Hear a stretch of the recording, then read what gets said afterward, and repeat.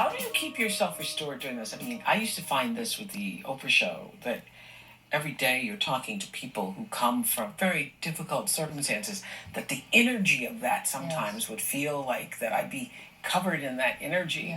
And I had to work to keep a balance of not taking in everybody else's, energy.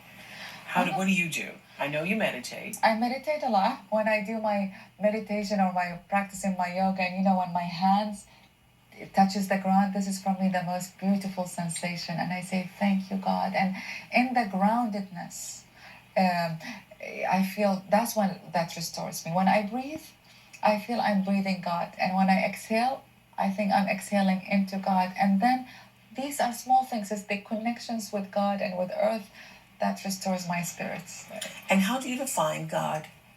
Everything.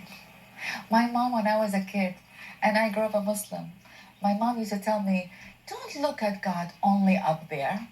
God is everywhere. God is in the trees. God is in the flower. God is in the sand. We have sand in Iraq, Yes.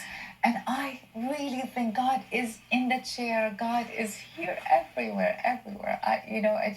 So when God becomes the everything, and inside, then, loving the world becomes part of loving God. Loving myself becomes all the love becomes part of loving God. So there is religion, which you are Muslim, and then there is the ground and the breath and breathing and recognizing that every breath is God and every exhale, you're exhaling into God. What is the difference? The religion is the rituals, I feel.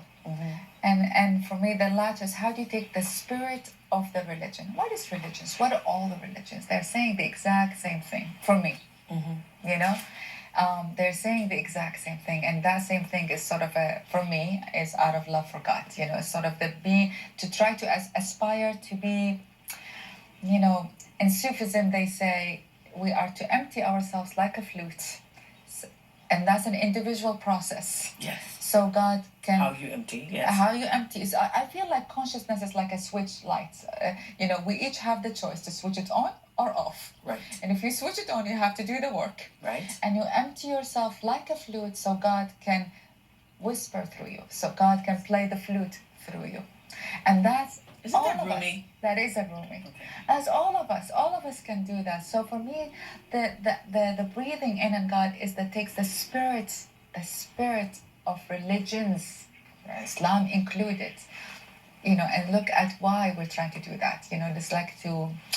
It takes the spirit of religion rather than the ritual of religion.